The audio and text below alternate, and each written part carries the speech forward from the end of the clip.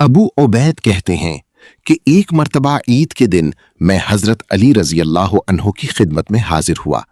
उन्होंने खुतबा से पहले नमाज पढ़ाई, इसमें अजान या इकामत कुछ भी ना कही और फरमाया कि मैंने नबी करीम सल्लल्लाहु अलैहि वसल्लम को 3 दिन से ज्यादा कुर्बानी का गोश्त अपने पास रखने से मना फरमाते हुए सुना है। मुस्नद अहमद, हदीस नंबर 581। हजरत अली रजी अल्लाह अन्हु ने हजरत इब्ने अब्बास रजी अल्लाह अन्हु से फरमाया कि नबी करीम सल्लल्लाहु अलैहि वसल्लम ने गज़वाए खैबर के जमाने में ही निकाह मुतआ और पालतू गधों के गोश्त की ममानियत फरमा दी थी। मुस्नद अहमद, हदीस नंबर 592। हजरत अली रजी अल्लाह अन्हु से मरवी है कि मुझे नबी करीम सल्लल्लाहु अलैहि वसल्लम ने 3 चीजों से मना फरमाया है। अब मुझे मालूम नहीं कि इनकी ममानियत खुसूसियत के साथ मेरे लिए है या सबके लिए आम है।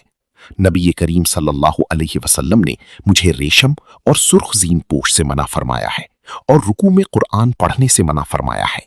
मुस्नद अहमद, हदीस नंबर 501।